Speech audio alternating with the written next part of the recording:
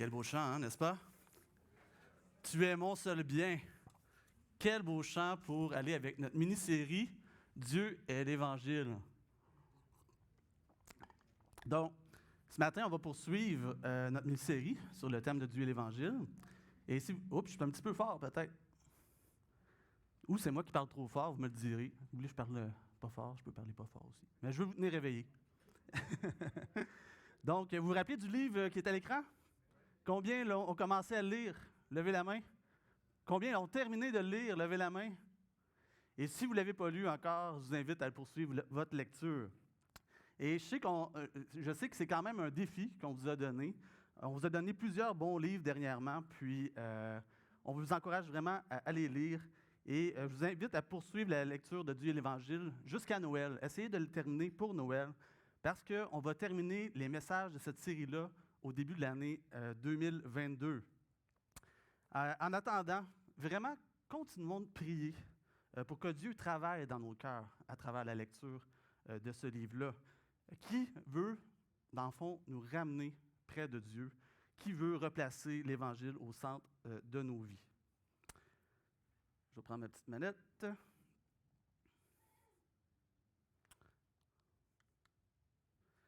Donc, le message de ce matin. Oups, est-ce qu'on peut avancer les petites diapos? Parfait. J'espère que ça va fonctionner. Donc, le message de ce matin s'intitule « La puissance et la démonstration de l'Évangile ». Et c'est un message simple, vous allez voir, mais un message destiné vraiment à nous amener particulièrement à l'adoration.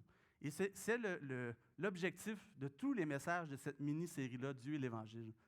Ce n'est pas nécessairement quelque chose qui va vous apprendre plein de nouvelles choses, mais vous allez redécouvrir des choses que vous savez déjà.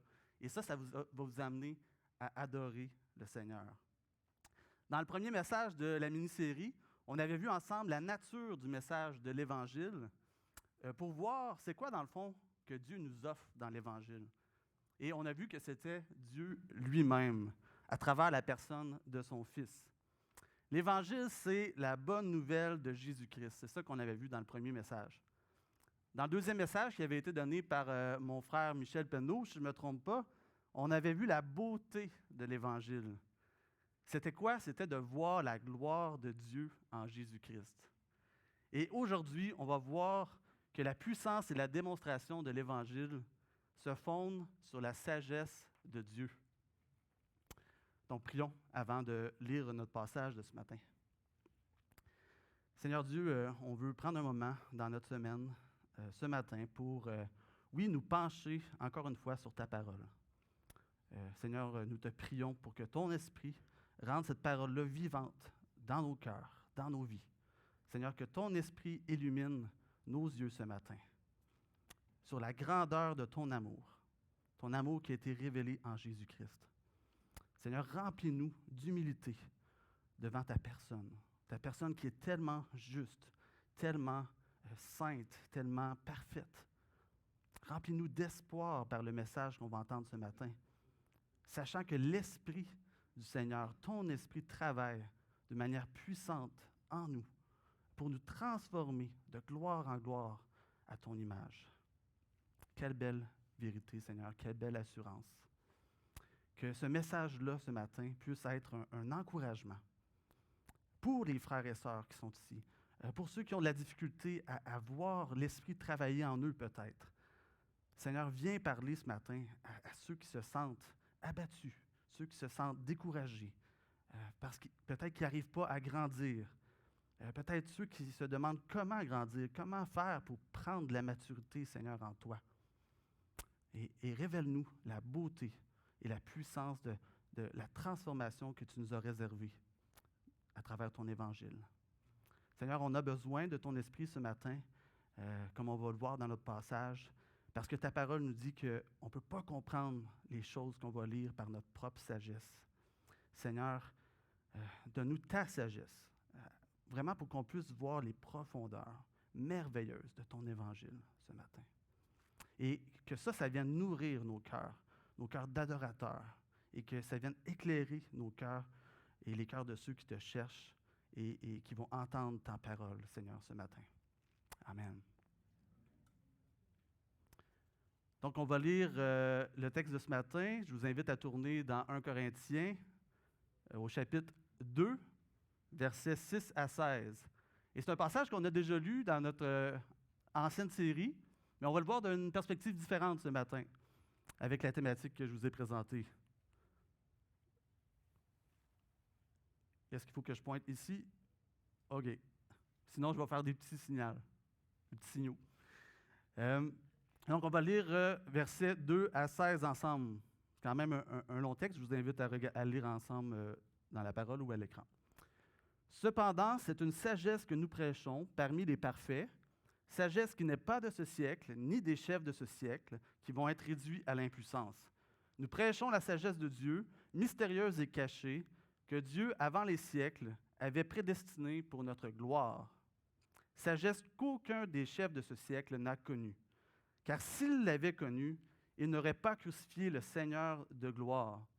Mais comme il est écrit, ce sont des choses que l'œil n'a point vues, que l'oreille n'a point entendues, et qui ne sont point montées au cœur de l'homme. Des choses que Dieu a préparées pour ceux qui l'aiment.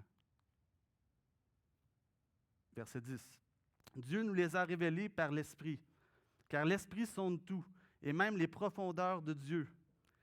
Qui donc parmi les hommes connaît les choses de l'homme, si ce n'est l'Esprit qui est en lui? De même, personne ne connaît les choses de Dieu, si ce n'est l'Esprit de Dieu.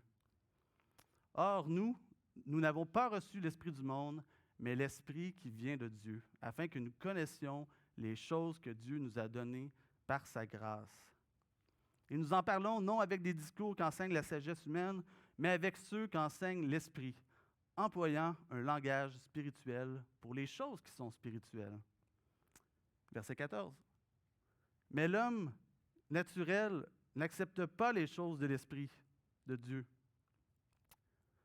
car elles sont une folie pour lui et il ne peut les connaître parce que c'est spirituellement qu'on en juge. L'homme spirituel, au contraire, juge de tout et n'est lui-même jugé par personne. Car qui a connu la pensée du Seigneur pour l'instruire? Or, nous avons la pensée de Christ. Que Dieu bénisse sa parole.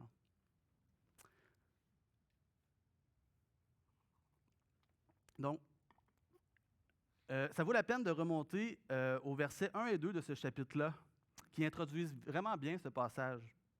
On lit à partir du verset 1. « Pour moi, frères, lorsque je suis allé chez vous, ce n'est pas avec une supériorité de langage ou de sagesse que je suis allé vous annoncer le témoignage de Dieu, car je n'ai pas eu la pensée de savoir parmi vous autre chose que Jésus-Christ et Jésus-Christ crucifié. » Dans ce chapitre 1 de 1 Corinthiens, dans ce chapitre-là de 1 Corinthiens, on n'est pas au chapitre 1, on y voit un enseignement qui devrait vraiment encourager les chrétiens. Vous savez, Paul était un homme éloquent, un homme instruit. Mais regardez ce qu'il est en train de nous dire.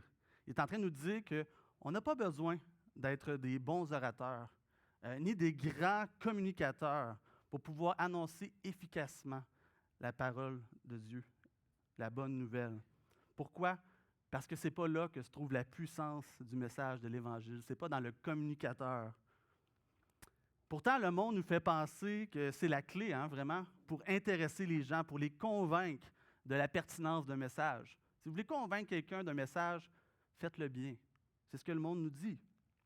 Et des gens, ils vont payer des centaines de dollars pour assister à un spectacle, pour s'asseoir dans une salle et écouter un grand orateur s'exprimer sur différents sujets de société, par exemple. Je vous montre une image. Avez-vous déjà entendu parler des conférences TED Talks? Plusieurs. Donc, c'est des conférences vraiment populaires. Et TED, c'est un organisme qui a été fondé dans les années 80 et qui organisait au départ des petites conférences privées. Et aujourd'hui, c'est un phénomène mondial.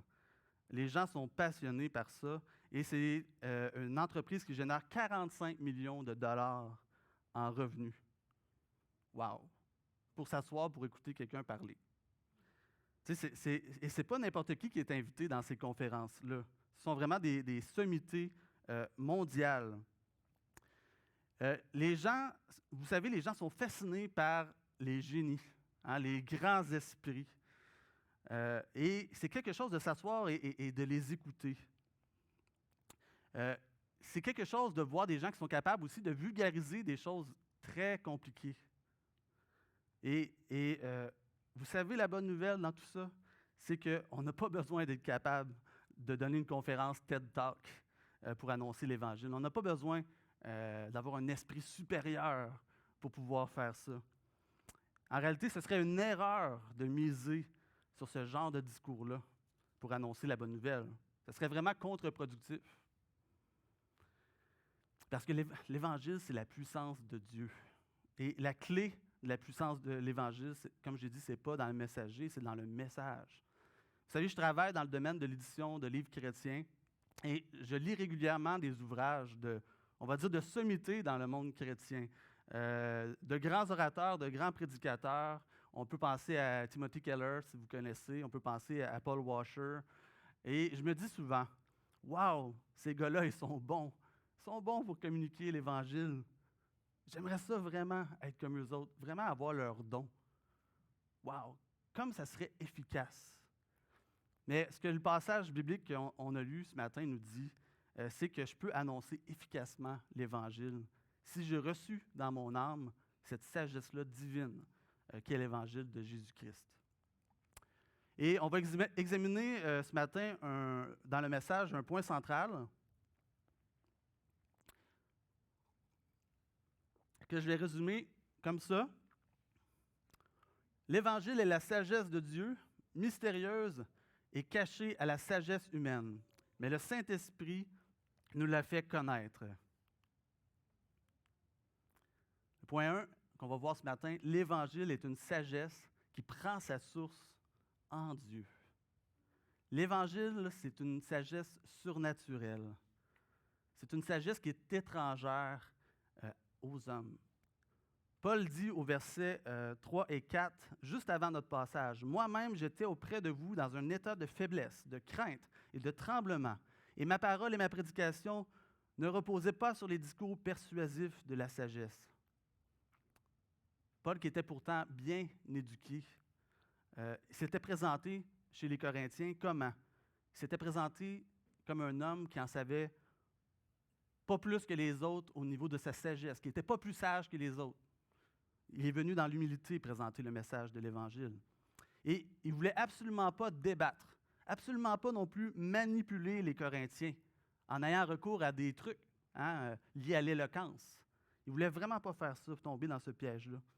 Au verset 4 et 5, on voit même qu'il craignait cela parce que ça leur a nui à la démonstration d'esprit et de puissance sur laquelle il voulait faire reposer sa prédication, afin que leur foi soit vraiment fondée, non sur la sagesse des hommes, mais sur la puissance de Dieu. Donc, si la foi des Corinthiens avait été fondée sur la sagesse des hommes, ça les aurait transformés, mais intellectuellement, pas spirituellement. Et ils seraient restés morts dans leur péché. Donc, ce n'était pas la voie à suivre. Au verset 6, Paul dit, « Cependant, c'est une sagesse que nous prêchons parmi les parfaits. » Les parfaits, ça veut dire ici dans le texte, les sauvés, ceux qui peuvent comprendre l'Évangile. Sagesse qui n'est pas de ce siècle. Donc, Paul y prêchait un message qui ne serait jamais venu naturellement au cœur de l'homme. Ce ne serait pas venu à la pensée de l'homme naturel. Parce que ce message-là, il ne vient pas de ce siècle. Ce message-là, il vient de Dieu. Les raisonnements humains, qu'est-ce qu'ils font? Ils rejettent le message de la croix. Parce que c'est un message qui vient nous humilier, qui vient briser notre orgueil. Non, ce n'est pas à notre avantage, humainement parlant, de croire ça avec nos yeux de notre ancienne nature. Aux yeux d'une personne qui n'a pas la foi, c'est une folie de venir à Jésus. C'est une folie, parce que ça veut dire de tout perdre. Perdre ce qu'on a bâti, quitter le plan que la personne avait construit pour sa vie. Pour eux, c'est ça que ça veut dire. Mais pourtant, nous qui avons reçu l'Esprit, on sait que ce n'est pas ça. On sait qu'on peut voir à quel point l'Évangile il est attirant, combien il est beau, combien il est logique, combien il est extraordinaire, combien il peut offrir aussi des réponses sur notre existence, sur le sens de la vie, sur le sens de l'amour véritable, sur tous ces sujets-là. Il jette une lumière sur ces choses-là. Et lorsque le Saint-Esprit nous ouvre les yeux, on voit la sagesse de Dieu se dévoiler à nous dans l'Évangile. On voit que c'est impossible que ce message-là il vienne des hommes. C'est ce que Paul nous dit au verset 7. Nous prêchons la sagesse de Dieu mystérieuse et cachée que Dieu, avant les siècles, avait prédestinée pour notre gloire. L'Évangile, ce n'est pas un nouveau message que des hommes ont inventé en Israël au 1er siècle. Ce n'est pas ça. Le texte nous dit qu'il date de quand? D'avant les siècles. C'est-à-dire qu'il prend sa source dans la sagesse infinie de Dieu. Autrement dit, dans les desseins éternels de Dieu. Et dans un monde où toutes sortes de courants de pensée vont et viennent aussi déformer l'Évangile, cette vérité-là nous assure que l'Évangile, il n'est pas porté au changement, il n'est pas sujet au changement. Donc, on ne peut rien modifier dans l'Évangile, on ne peut rien ajouter ou enlever à l'Évangile, sinon on briserait sa puissance. Le message de l'Évangile, il ne s'invente pas et il ne se réinvente pas non plus. Et c'est ainsi que Paul oppose la sagesse divine à la sagesse humaine. On voit dans l'histoire, pour ceux qui ont étudié la philosophie ou toutes sortes, ou l'histoire elle-même, on voit dans l'histoire de grands penseurs, de grands philosophes qui ont eu un impact dans la culture, dans leur culture et dans celles qui ont suivi. Pensez à des gens comme Jean-Jacques Rousseau, Nietzsche ou Karl Marx, qui ont affecté l'économie et toutes sortes de domaines. Toutefois, les réflexions de ces gens-là étaient soumises à leur époque. Elles étaient soumises à leur propre réalité.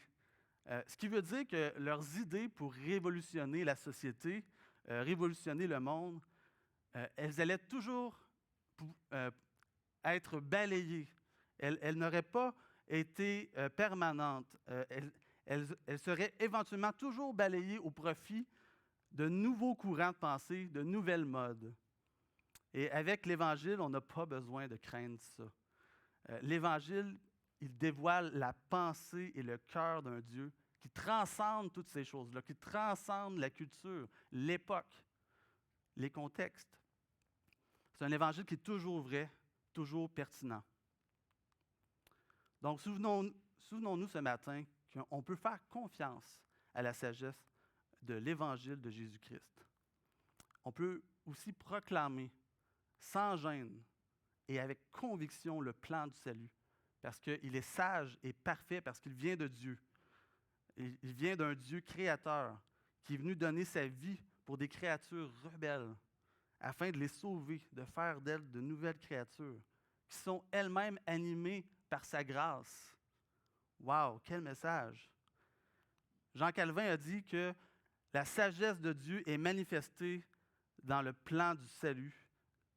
La sagesse de Dieu qui est manifestée dans le plan du salut ne peut que nous ravir en admiration et en étonnement.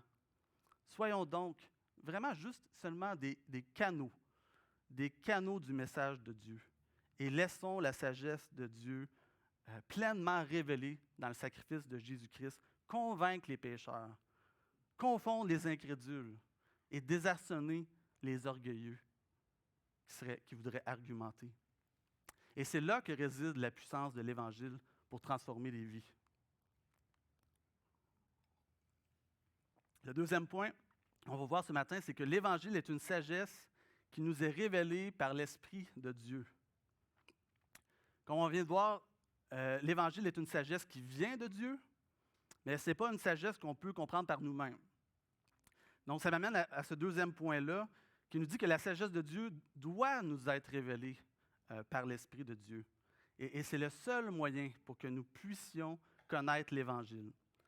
Si vous vous rappelez, dans le premier message de notre série « Dieu et l'Évangile », qu'est-ce qu'on a dit?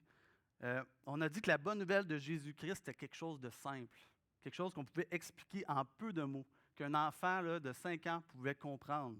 Mais par contre, il y a une grande différence entre le fait de connaître les faits de l'Évangile et vraiment saisir la réalité de l'Évangile pour nos vies.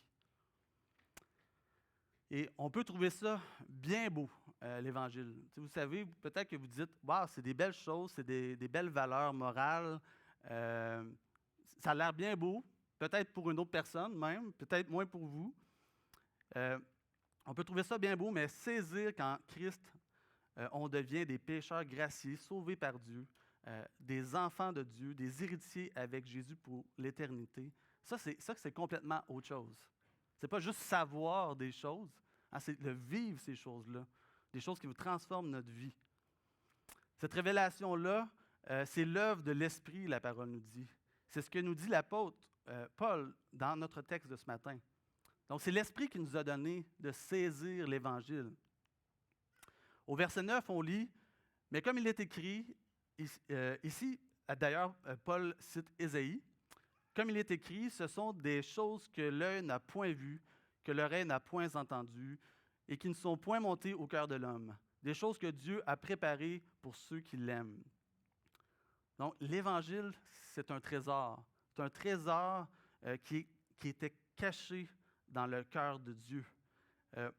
Et on ne pouvait pas comprendre le cœur de Dieu. Qui peut oser croire qu'on peut comprendre le cœur de Dieu avec notre pensée humaine? Personne. On ne pouvait pas comprendre son cœur.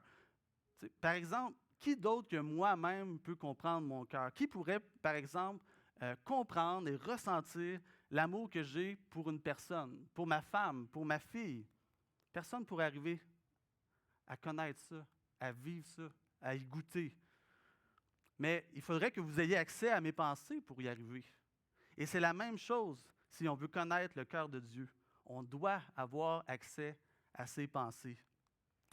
Versets 10 et 11. « Dieu nous les a révélées par l'Esprit, c'est-à-dire les choses qui nous étaient cachées.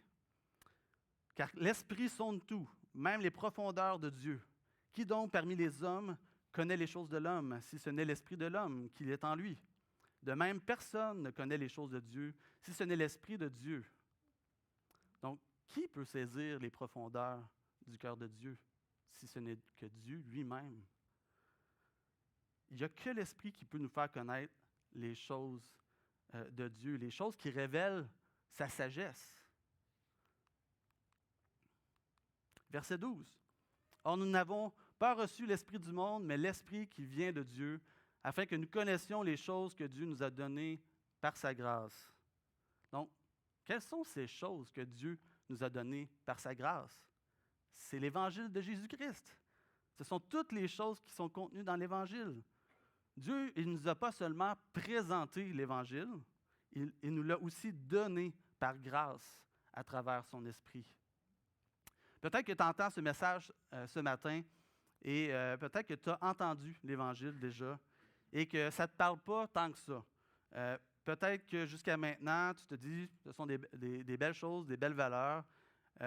Peut-être aussi que tu es une personne qui connaît l'Évangile depuis longtemps, mais tu attends encore des changements dans ta vie. Tu cherches les changements dans ta vie. Et ce matin, ce que j'aimerais que tu comprennes, c'est que tu as besoin de l'Esprit Saint pour te faire vivre la conversion. Ce que la Bible appelle aussi la nouvelle naissance. Tu as besoin que Dieu intervienne dans ton cœur, dans ton esprit aussi, qui renouvelle ton esprit par le Saint-Esprit. Et la première étape, c'est de reconnaître que tu ne peux pas y arriver toi-même. On ne peut pas arriver nous-mêmes à faire ça. On ne peut pas expérimenter la vie chrétienne pleinement par nos propres moyens. On ne peut pas la comprendre pleinement par notre propre sagesse. Le christianisme, ce n'est pas comme un cours de philosophie à l'école, qu'on peut s'asseoir, écouter, puis faire un examen et réussir. Ce n'est pas ça. Jean Calvin disait que la Bible est suffisante pour exposer l'Évangile, mais elle n'est pas suffisante pour produire un chrétien. On a besoin que l'Esprit vienne l'appliquer dans nos cœurs. Appliquer la Bible dans nos cœurs, l'Évangile.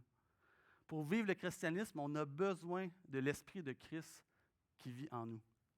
Et si tu as de la difficulté à croire, Si tu es bloqué dans ta compréhension de la parole de Dieu, si tu cherches les fruits provenant du travail de Dieu dans ta vie, la première chose à faire, c'est d'aller, va vers Dieu dans la prière, humblement.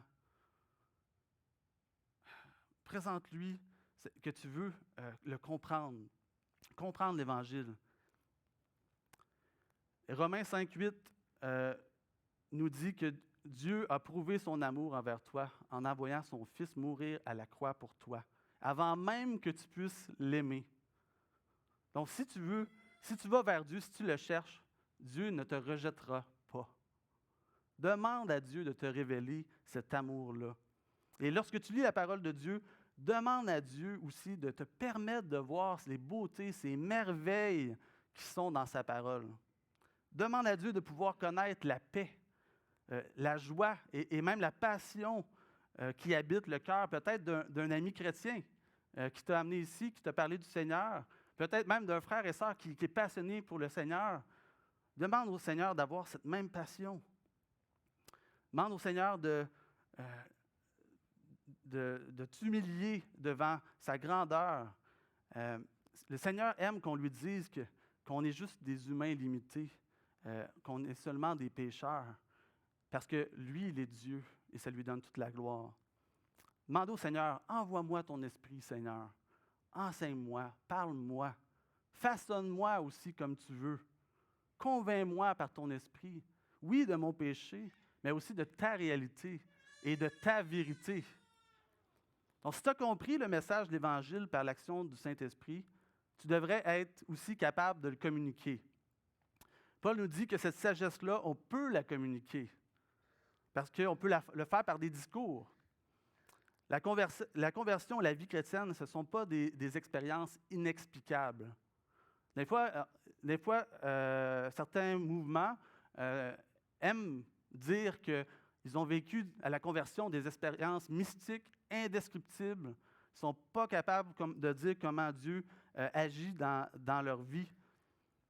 Et vous savez, dans l'Antiquité, il y avait un mouvement aussi comme ça, un mouvement sectaire, qui s'appelait le gnosticisme. Et c'est un mouvement qui détournait l'Évangile et qui disait qu'on pouvait recevoir des connaissances inexplicables, des révélations vraiment incommunicables, sauf si un autre avait eu la même révélation que toi. Là, vous pouviez vous comprendre puis adorer le Seigneur comme ça. Mais ça, ce n'est pas l'Évangile. C'est vraiment pas l'Évangile. Au verset 13, Paul dit « Et nous en parlons, non avec des discours qu'enseigne la sagesse humaine, mais avec ceux qu'enseigne l'Esprit, employant un langage spirituel pour les choses spirituelles. » Donc, l'Évangile se transmet, l'Évangile s'enseigne, et ça se discute, et on peut en débattre. Et il faut en discuter, il faut en débattre. Par contre, ce n'est pas parce qu'on connaît l'Évangile qu'on est capable aussi même peut-être de l'annoncer. Ce n'est pas à cause de ça qu'on en a été nécessairement transformés. Plusieurs sont capables de dire les faits de l'Évangile. On connaît des personnes qui n'étaient même pas sauvées, qui ont annoncé l'Évangile et que ça a amené la conversion de d'autres personnes. Donc, si vous avez saisi l'Évangile comme une philosophie, c'est que vous voyez encore l'Évangile avec votre raisonnement humain. Adhérez pas à l'Évangile comme une philosophie à suivre. C'est plus que ça. Si vous avez été transformé vraiment par l'Esprit, vous devriez pouvoir raconter plus que les faits de l'Évangile. Plus que oui, ce que Jésus a fait à la croix, mais ça va au-delà de ça. Vous devriez faire partie de l'histoire à ce point-là. Lorsque l'Esprit nous rend vivants spirituellement, c'est là qu'on peut recevoir les bienfaits spirituels de l'Évangile. Et c'est seulement à ce moment-là que notre esprit est éclairé par la sagesse de Dieu et que l'Évangile peut manifester sa puissance dans notre vie. Parce qu'on peut dire à ce moment-là, « Wow, c'est dans l'Évangile que je trouve ma paix. C'est là que je trouve mon identité aussi. C'est là que je me réfugie. C'est là que je trouve ma confiance pour persévérer dans la vie malgré l'adversité. » Et Si c'est ta réalité aujourd'hui, ça c'est l'Esprit de Dieu qui t'a parlé et qui t'a fait cette grâce-là. La sagesse de Dieu, c'est une puissance dans notre vie grâce à la révélation de l'Esprit. Donc, dans le premier point, on a vu que l'Évangile est une sagesse qui prend sa source en Dieu. Et là, on vient de voir que cette sagesse nous est révélée par le Saint-Esprit. Maintenant, ça m'amène à mon troisième point. L'Évangile est une sagesse qui a été placée en nous. Donc, pour nous révéler la sagesse de Dieu, Dieu nous a donné quoi? Il nous a donné la pensée de Christ. C'est ça que notre texte nous dit. Il nous a donné cette pensée-là pour nous amener à rechercher les choses profondes de Dieu. Mais aussi pour que nos pensées s'alignent avec son cœur, avec le cœur de Dieu. La pensée de Christ nous donne accès à la sagesse de Dieu. C'est ce qu'on peut voir au verset 14 à 16 de notre texte. On va le relire. Mais l'homme naturel n'accepte pas les choses de l'Esprit de Dieu, car elles sont une folie pour lui, et ne peut les connaître parce que c'est spirituellement qu'on en juge. L'homme spirituel, au contraire, juge de tout, et n'est jugé lui-même par personne. Car qui a connu la pensée du Seigneur pour l'instruire? Or nous avons la pensée de Christ. Donc, la pensée de Christ nous donne une sagesse pour le discernement des choses spirituelles. Et c'est cette pensée-là qui nous donne un nouveau regard, un regard qui vient d'en haut sur la sagesse humaine, sur les modes, sur la culture, sur le bien et le mal. On a un regard complètement différent là-dessus quand on a la pensée de Christ. La pensée de Christ nous donne aussi une sagesse pour nous instruire sur tout ce qui concerne Christ et son œuvre. Vous savez, on ne comprend pas tout à la nouvelle naissance. Hein? On ne comprend pas toute la profondeur, toute l'amplitude du message de l'Évangile. On a besoin d'être enseigné. On a besoin d'étudier la Bible. Mais le fait de savoir que nous avons la pensée de Christ, ça nous assure que Dieu nous a donné la capacité de comprendre les Écritures. Ça, c'est un bel encouragement à persévérer dans la connaissance de Dieu. Quelle assurance! Finalement, cette sagesse de Dieu qui est en nous, grâce à la pensée de Christ, nous a été donnée pour notre gloire, nous dit le texte. C'est ce que Paul dit au verset 7. Nous prêchons la sagesse de Dieu mystérieuse et cachée que Dieu, avant les siècles, avait prédestinée pour notre gloire. Donc, quelle gloire pour nous, pécheurs, pour nous, pécheurs fragiles, de pouvoir porter en nous-mêmes la sagesse de Dieu, qui est l'Évangile de Jésus-Christ. Comme c'est glorieux. Ça reflète sur nous, cette gloire-là. Et si nous voulons grandir, et si nous voulons vraiment être un témoignage de l'Évangile dans notre vie, on doit cultiver la pensée de Christ que Dieu nous a donnée. Et c'est ainsi que la gloire du message qu'on porte en nous va resplendir, oui, sur nous, comme j'ai dit, mais va aussi nous transformer de gloire en gloire. Donc, je termine avec ceci. Qu'est-ce que ça implique pour nous de savoir que la puissance et la démonstration de l'Évangile se fondent sur la sagesse de Dieu? Premièrement, si vous êtes croyant, ça veut dire que vous n'avez pas à craindre la sagesse des hommes. On ne devrait pas craindre les arguments des non-croyants, ni leur jugement. On ne devrait pas avoir peur aussi de dialoguer avec nos voisins, nos familles, avec nos amis à l'école, avec nos collègues de travail. Je vous encourage, ne restez pas dans votre bulle. Ce n'est pas pour ça qu'on a le message de l'Évangile en nous. Et c'est utile, vous savez, de comprendre les gens, de sortir de notre bulle et de dialoguer avec les gens qui ne connaissent pas Dieu, parce qu'on veut leur annoncer la sagesse de Dieu en faisant des liens concrets avec leur vie. Évidemment, l'Évangile est vivant. Il va connecter d'une manière vivante avec leur vie. Donc, soyons fiers, soyons confiants lorsqu'on annonce l'Évangile, même si on a l'impression des fois que c'est pas toujours à la mode. Hein? Mais vous savez, c'est toujours à la mode. C'est un message éternel qui vient du cœur et de la pensée de Dieu et qui va toujours être puissant et pertinent. Peut-être que vous vous trouvez pas très bon pour parler de la parole de Dieu. Peut-être que vous avez aussi pas été très bon à l'école et vous dites moi, j'aime mieux laisser cette tâche-là à d'autres. Bien, la bonne nouvelle, c'est qu'avec Dieu, vous n'avez pas besoin d'être un grand orateur ni un grand intellectuel pour annoncer et même étudier la parole de Dieu, même si ça peut être un défi parfois. Son esprit, il est dans votre cœur. Si vous avez reçu l'Évangile, son esprit est dans votre cœur pour vous éclairer et pour vous accompagner dans ce cheminement-là. Dieu vous a équipé. Hein, il vous a équipé pour que vous puissiez annoncer ce qu'il vous a révélé. Dieu ne vous a pas révélé quelque chose, puis il vous a laissé tout seul avec ça. Il vous a équipé pour être capable d'annoncer tout ce qu'il vous a révélé. Et plus vous allez en savoir, plus l'Esprit va vous en révéler, plus il va vous équiper pour l'annoncer. Wow! Une richesse là-dedans. Donc, ne restons pas dans notre bulle, ne restons pas au stade où nous en sommes. Creusons la parole de Dieu. Deuxièmement, si vous croyez que la puissance et la démonstration de l'Évangile se fondent sur la sagesse de Dieu, vous devriez chercher à grandir, comme on vient de dire, dans cette sagesse de Dieu-là. Parce que c'est de cette manière-là que la puissance de l'Évangile va se manifester dans votre vie. 1 Corinthiens 3,1 nous dit « Pour moi, frères, ce n'est pas comme à des hommes spirituels que j'ai pu vous parler, mais comme à des hommes charnels, comme à des enfants en Christ. » Là, ici, on voit qu'on devrait grandir en Christ. C'est-à-dire passer du stade d'enfant au stade de chrétien mature. Donc, on voit ces deux niveaux dans le texte que je viens de lire. Et Dieu nous dit que c'est possible. C'est possible de grandir en Christ.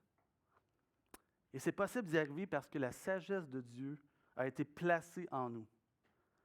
Et je veux vous encourager aujourd'hui à poursuivre votre lecture de la parole, à continuer d'étudier la Bible. Vous savez, on a distribué des livres comme celui qu'on a vu, Dieu et l'Évangile. On l'a fait pour vous permettre de voir de nouvelles choses dans l'Évangile, de nouvelles facettes de l'Évangile, comme on l'a vu ce matin avec la sagesse de Dieu. Donc, relevez vraiment le défi d'aller plus loin. Et si vous vous sentez dépassé, parce que des fois, on peut se dire, ouf, moi j'ai lu John Piper ou j'ai lu Ésaïe, et là, je me dis, ouf, OK, j'ai beaucoup de stock à digérer. C'est difficile à comprendre. Mais allez-y vraiment par petites bouchées. Allez-y par petites bouchées, parce que ce qui est important dans tout ça, ce n'est pas la quantité de textes que vous allez lire. Ce n'est pas ça. L'important, c'est que vous en ayez assez pour vous garder continuellement dans l'adoration. Est-ce que vous avez lu ce matin quelque chose qui vous a gardé dans l'adoration? C'est ça qui est important. Grandir dans la sagesse de Dieu, on a dit que c'était grandir dans la connaissance de l'Évangile, mais ce n'est pas seulement ça. C'est aussi de grandir à l'image du caractère de Christ. Retournons dans 1 Corinthiens 3 pour voir ce que Paul dit au verset 3. Il dit « En effet, puisqu'il y a parmi vous de la jalousie et des disputes, n'êtes-vous pas charnels? Ne marchez-vous pas selon l'homme? » Et là, ici, on voit que l'Évangile, ce n'est pas juste des idées. Ça se reflète dans le caractère. Ce n'est pas juste des idées. Ça ne vient pas des hommes. Si c'était des idées, ça pourrait venir des hommes. C'est plus que ça. L'Évangile, c'est Dieu qui vient former le caractère de Christ en nous. Paul voit les Corinthiens, puis il ne leur dit pas seulement qu'ils sont des enfants à cause de leur manque de connaissances. Il leur dit aussi ça à cause de leur comportement pécheur. Ça veut dire que grandir en Christ, c'est aussi grandir dans une transformation intérieure. Donc, demandez à Dieu vraiment de venir former Christ en vous par sa pensée. Soyez fiers de l'Évangile, de cette sagesse-là qui vient de Dieu. Adorez Dieu de tout votre cœur, du fait que c'est par l'Esprit que vous l'avez reçu, que vous avez reçu l'Évangile. Et cultivez la pensée de Christ qui vous fera grandir de gloire en gloire.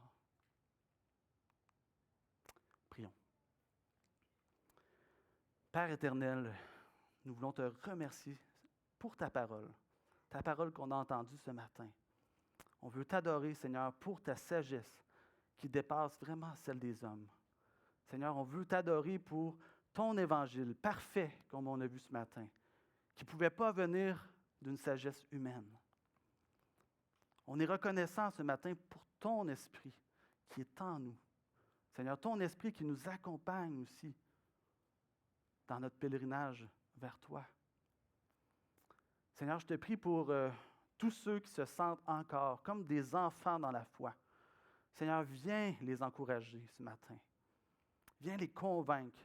Oui, qu'ils peuvent grandir encore à l'image de Christ, comme tu as prévu pour eux, Seigneur, dans ton plan. Seigneur, je te demande aussi d'aider ceux qui ont de la difficulté à parler de toi, à étudier aussi ta parole, Seigneur. Donne-leur cette persévérance qui vient de ton esprit pour plonger dans ta parole vraiment chaque jour, vraiment pour voir les splendeurs de ton évangile. Seigneur, je te prie pour que ces chrétiens soient entourés de chrétiens matures qui vont pouvoir les accompagner, Seigneur. Je te prie, Seigneur, pour qu'il y ait de la persévérance, de suivre des cours, de suivre des formations qui pourront vraiment nourrir leur adoration et aussi les aider à grandir à l'image de ton Fils.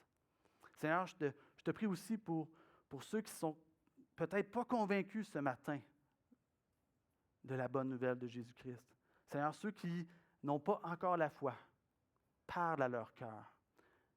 Révèle-leur la beauté, la gloire de ton évangile par ton esprit. Nous prions ces choses en Jésus-Christ. Amen.